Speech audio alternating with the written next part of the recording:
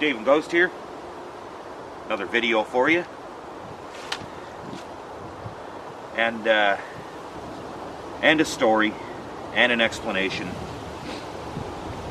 And at the end of this video, I guess we'll call it a service announcement, something like that. Jeez, the sun's really harsh today. Holy jumpers. Okay. It's cold too, cold and windy. So hopefully I can get this video done before the wind picks up again. Sometimes it's kind of calm. Other times holy jumpers, wind picks up so hard, it's crazy. Which I think it's kind of starting now. So, story first. So, I got some new digs, and I don't know, I kind of like them. Pretty good. All in all,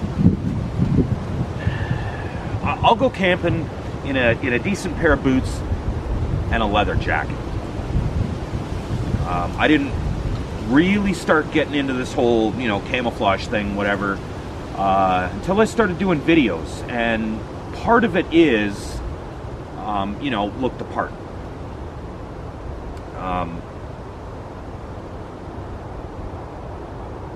Sort of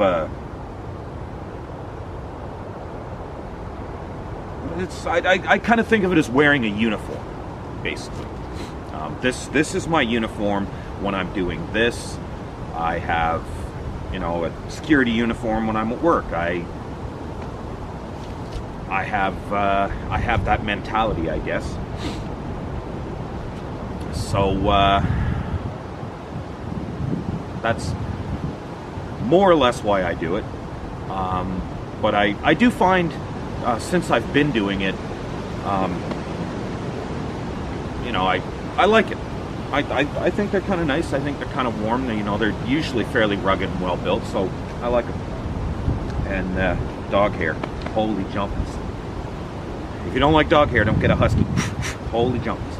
Okay, so back to the camouflage. Okay, so a while back, my buddy Nick comes to me and he gives me a pair of gloves. And now when he got them, he had wanted a pair, like, for a while. And for some reason, he just didn't want them anymore. So he gave them to me. And last night I went out and I bought the pants and the coat. And I thought, those gloves that Nick gave me should match this one pretty well. It doesn't really match most of the other stuff that I have. I've got some shadow grass, I've got some woodland camo, what else do I have?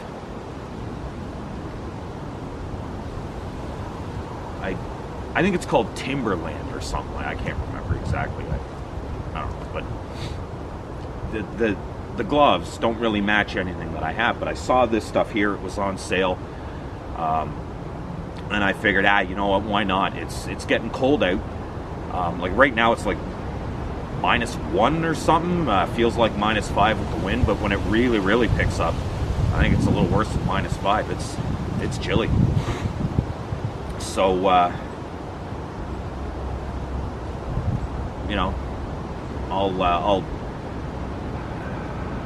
I'll get some nice, colder weather type gear. Gloves match, kind of uniform, like, whatever. Just on my way to shoot this video, I'm out and about, wandering through the bush, and I don't even know how it caught my eye, but I noticed something. Now, I've mentioned this before. I'm colorblind. I can see basic blue and basic yellow. Pretty much anything else, can't really see it. You can be hiding in the woods wearing hunter orange. I wouldn't know you were there. The one kind of bonus about being colorblind, I guess, is that typical camouflage doesn't work against someone who's colorblind. So if you're standing there in a camouflage outfit, I'm going to see it. But if you're standing there in hunter orange, there's a chance I might not. How messed up is that? Anyway, these glasses have filters in them that allow me to see color. So I'm walking along and I notice these emblems, logos, whatever, and then the cuff, and then all the, you know, grip pad. That's like pink or purple or something like that. I still don't know all my colors, to be honest with you. It's pretty sad. I'm 44 years old. I don't know all of my colors all that well. So I'm pretty sure that's why Nick didn't want them. I think he grabbed them and didn't look at him too good. And when he realized, you know, oh geez, I got pink or purple on my camouflage, he didn't want them anymore, so he just gave them to me and didn't say nothing to me because, you know, I'm colorblind and I probably wouldn't notice anyway.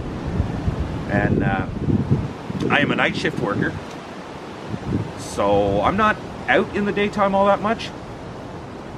And these glasses only work when there's enough light for them to actually be able to do the job of filtering the light for me. And, you know, however they break down the light and whatever, you need like full daylight. Even on a cloudy day, they don't work all that well.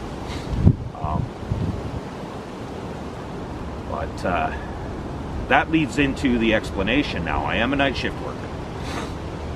And it's, what is it today? It's December.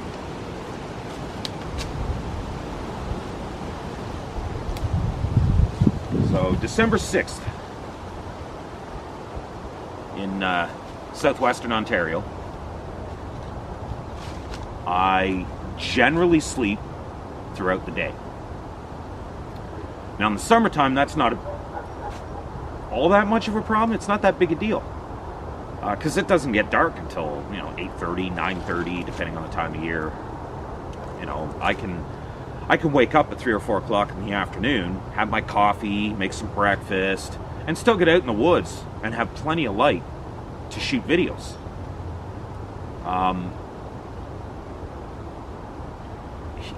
Here in the wintertime, it's dark, you know, by 5:30 maybe. And by the time I get up at 4, if I don't, you know, like just immediately appear in the woods to shoot a really quick video, by the time I even get there, there's not really enough light to shoot a decent video anyway. So, yeah, that's basically why there hasn't been the frequency of videos that I normally put out. It's very difficult for me to be able to get out in the daytime and, you know, get these videos shot and do what I got to do, and, you know, still work at night. Sucks. It really does kind of suck, because I really enjoy shooting these videos.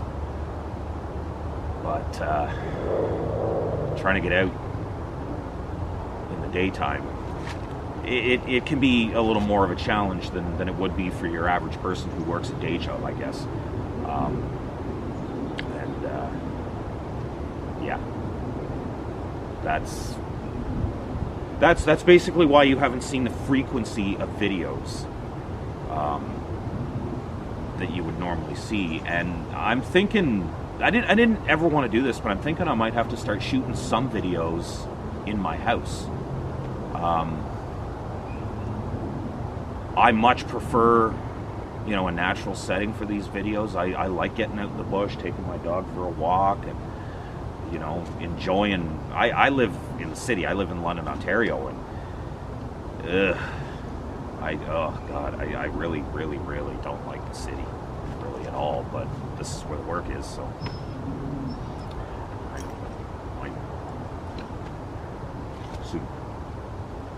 Okay. So, I'm going to readjust a little further down so that this overhanging sort of tree, the other half of what I'm sitting on here, might be able to block the sun out of my eyes a little bit better, because I'm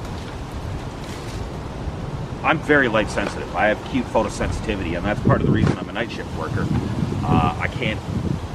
I don't do well in full daylight. So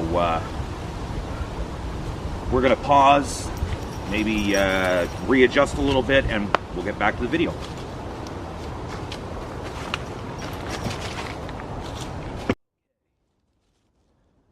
better. That's much better. Ghost is no longer in frame. We all know he's the star of the show. I'm just the cameraman and the driver. So the topic for today, food. If you're gonna go camping, if you're in a bug out situation, if you're preparing for the possibility of a bug out situation, you're gonna want to bring food into the woods with you.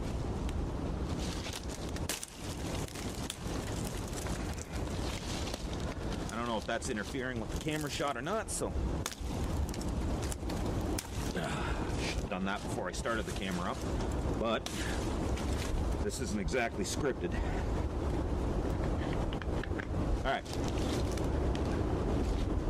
so you're going to pack in some food in a bug out situation. If you're going hiking, you're going to bring in food with you. Obviously, if you're going camping, you're definitely bringing in food with you.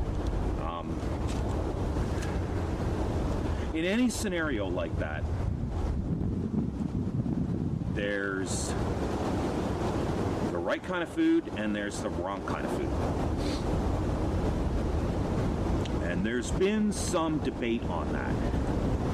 Now, some of you who are watching my video know me, and most of you probably don't. But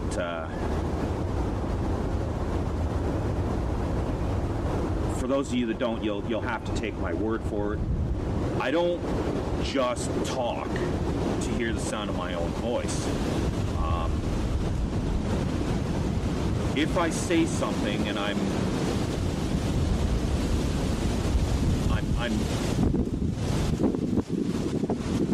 repeating a fact or, something I heard, if I'm imparting information,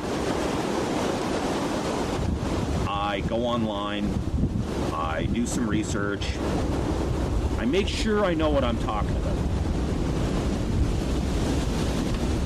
I really hope the camera's picking up my voice on this, because the wind is picking up again. But yeah, so I never just talk to hear the sound of my own voice and I'm not talking out of my butt kind of thing. I actually go through, internet. Information superhighway. You can literally learn anything you want to learn about. Didn't have that when I was a kid. Really happy I have it now.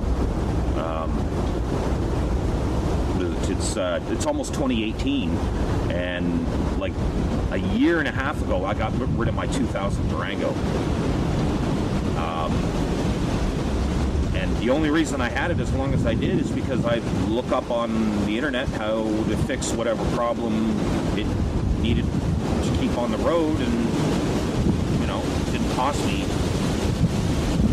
really all that much, because you look it up, you watch a few videos, you read a little bit, and then you go fix it. You're not paying a mechanic. The same thing as anything else, and it's the same thing with what I'm going to talk about now. You go online, you do some research, even arbitrary research will give you some information, and I'm getting in on this whole food debate.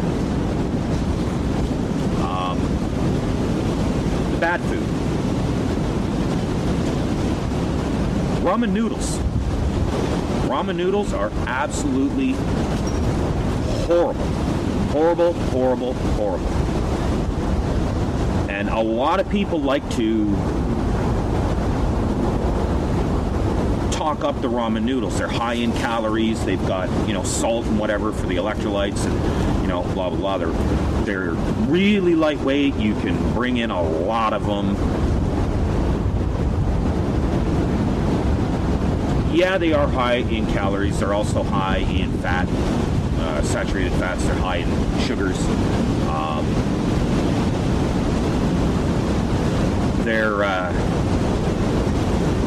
There was a study done on them not too long ago, and I can't remember the exact date, but I was reading this on a reputable website. People who eat ramen noodles twice a week or more are exponentially more likely to suffer from heart attacks and strokes or develop diabetes than people who habitually consume fast food most of the time. They're really bad for you.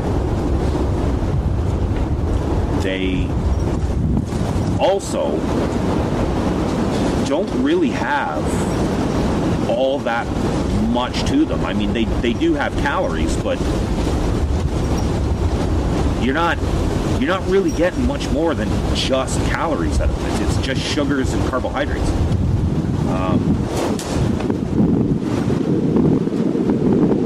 I decided for, research purposes, I was going to eat ramen noodles for a week and sort of see what happens, more or less. Well, I got to tell you guys, I barely made it 3 days.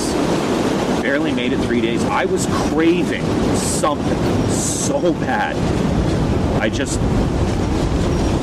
just started munching on anything I could get in the house until whatever it was my body was craving got it. So, hey, Ghost, you want to stop digging that hole at me? You're throwing dirt on me.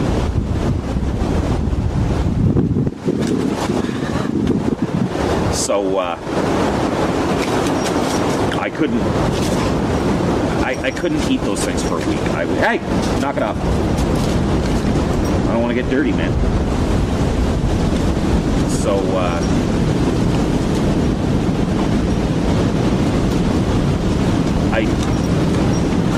my muscles were kind of tired and slack, and, I felt kind of lethargic too. And, I was doing my usual stuff, cleaning up around the house, taking the dog out for a walk, kind of doing stuff with friends or my kids or, whatever. Nothing particularly extraneous, like, say camping out, collecting firewood, regular camp chores or whatever. Honestly, if I had to go out and collect firewood, that would be it right there. That would be my firewood, because quite frankly, when I was eating those ramen noodles, I just didn't really want to do anything. My muscles just felt lethargic. So, no, I would not recommend packing those into the woods. Not at all.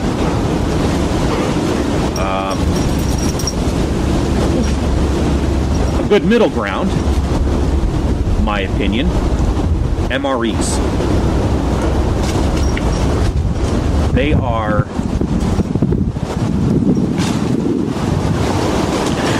They're a little bit bulky. They do weigh a bit. And it would be kind of difficult to even bring 5 or 6 of them, plus all your usual camp gear and tools and whatnot, and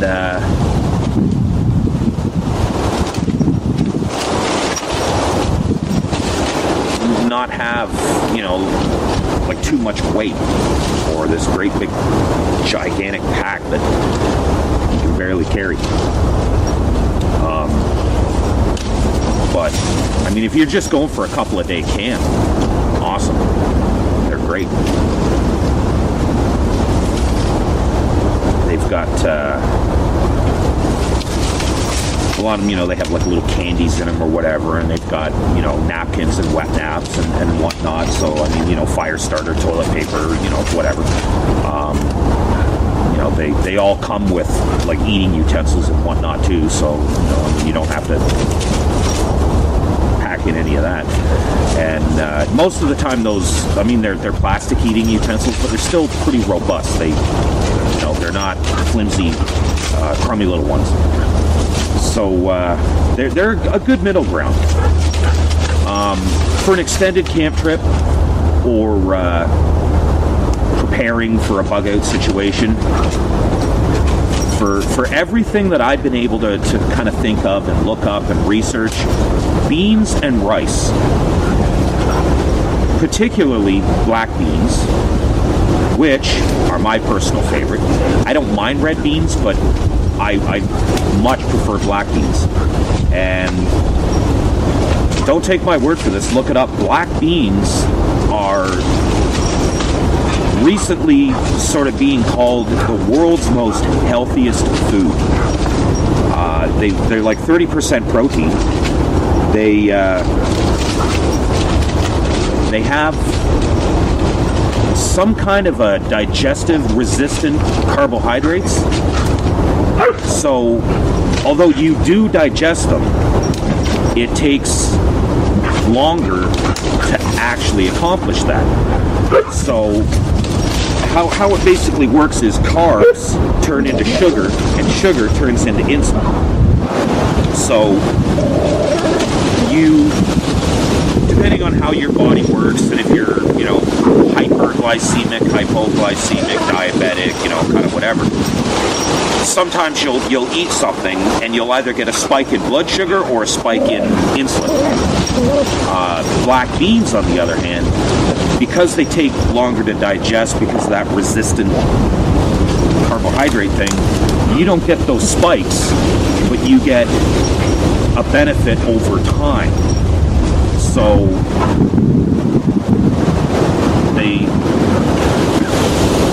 they really are a great food to pack into the woods with you. You can go, like, don't buy anything by the can. Or what you go to like a bulk food store and you buy, a bag of rice or whatever. White rice, brown rice, long grain, wild rice, whatever your preference is.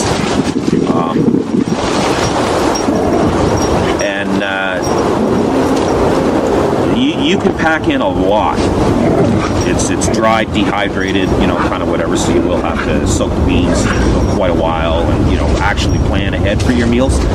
But absolutely, best food to bring in, beans and rice, especially black beans. And you can bring a lot lightweight.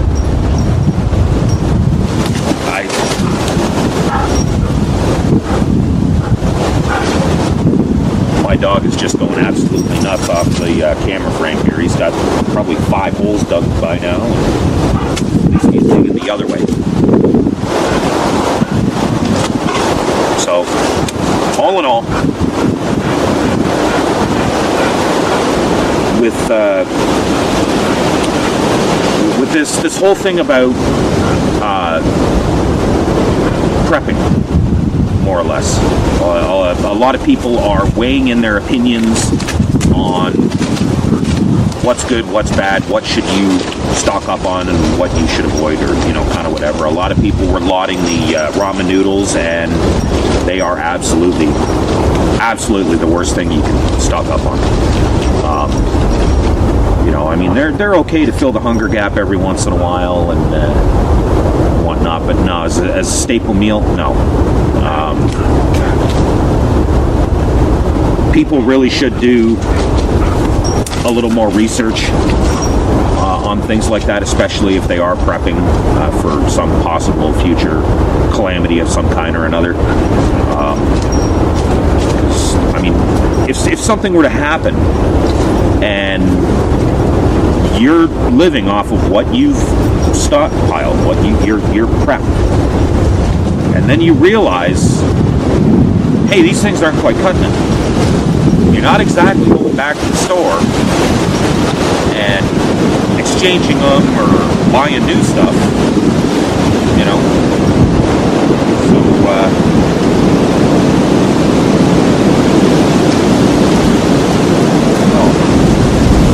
Alright, so the wind's really picking up. I'm going to cut this off here, but stay tuned for the service announcement. Alright, check this out.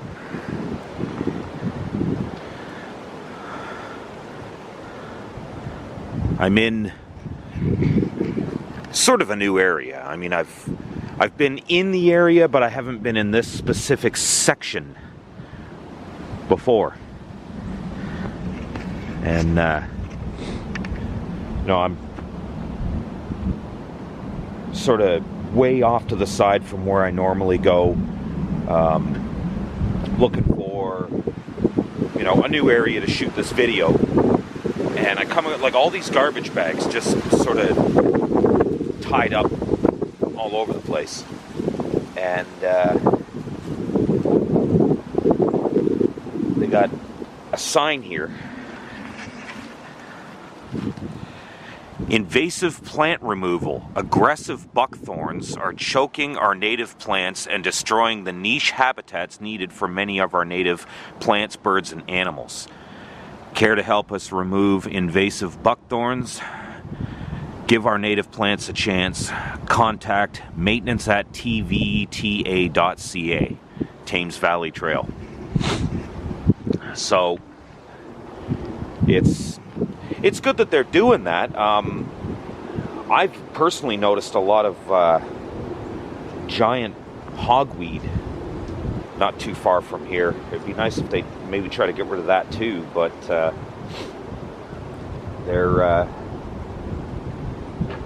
there's a lot of garbage bags all over the place here.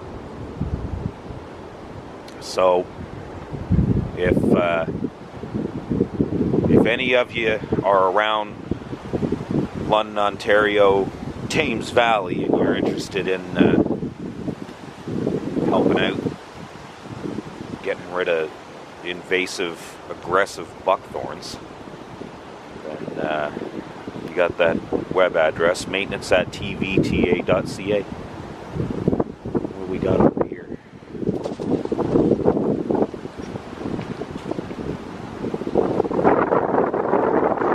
My hands are usually a little bit shaky. I'm going to try to get in on these and see. I think they're mourning doves, but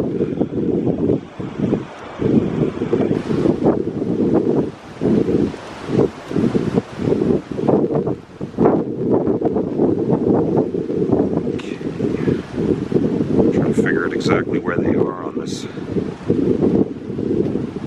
Ghost, sit down. Center screen.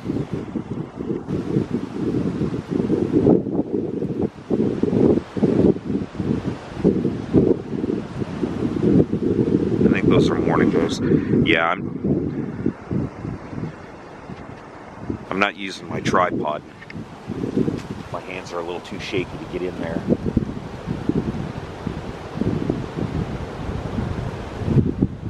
But pretty sure they're mourning doves. We've got gray squirrels running all over the place. My dog wants to go and chase them.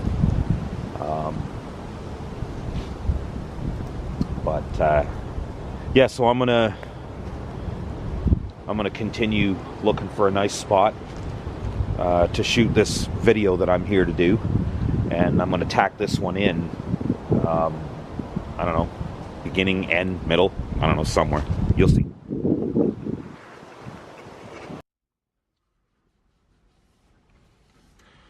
So, as promised to Ghost here, we're at the dog park. And you can tell he's a little excited. Normally he's freaking out. He's just going nuts.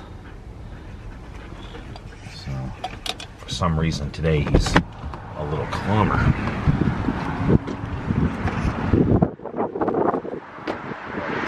Stay.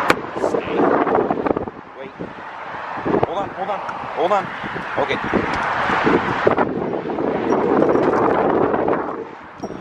So.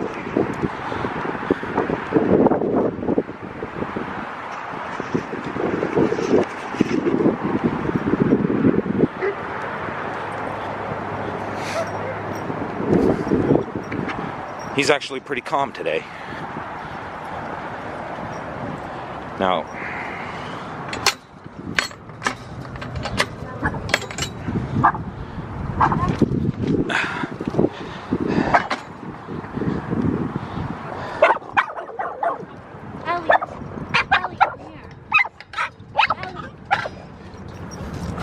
ooh.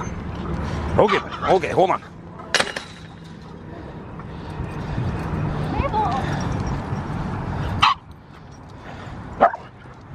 Jeez.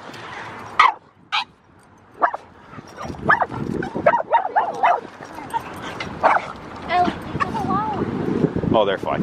They're fine. Ghost, sit. Sit. Ghost. Ghost. Sit down. Sit. Come on, sit. Okay. Now watch this. This is why I can't let them run loose in the woods. Okay, out of the way, out of the way. And gone.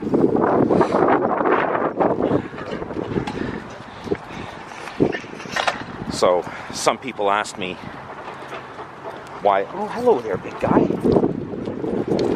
Some people ask me why I don't let my dog loose in the woods, because I won't get him back. We don't either.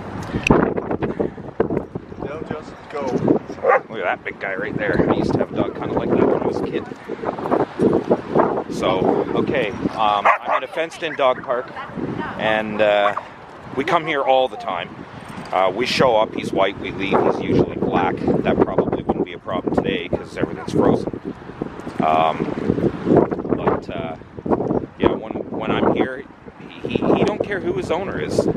He just wants to play with the other dogs, he wants to run, and as promised, he's here and he's running, and I'm going to be stuck here at least an hour or two before he's ready to go.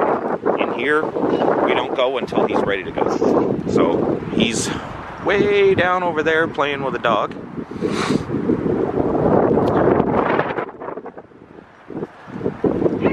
And he'll be in the main area for about 3 or 4 minutes, and then he'll take off down into the trails and the... Oh, there he goes. Yep, not even 3 or 4 minutes. He's off. So I did promise him I'd take him to the dog park, and it's middle of the day, so we got plenty of time. So yeah, I am a man of my word, even when it comes to my dog. So thanks for watching. Like and share, and be sure to hit that subscribe button if you haven't already. I'm really hoping to grow my channel over the next little while, and maybe monetize it and do some more videos, Northern Ontario, sort of deep woodland type stuff, and whatever. But I won't be able to do that without your support. So please, like I say, help me out. And I'm about a little over 1/5 of the way there to being able to monetize my channel. I've been doing this about 6 months. So I'm getting there, bit by bit. So I'm going to put the camera back in my vehicle, and then I'm going to go play with my dog. So have a good one, and I will see you on the next one.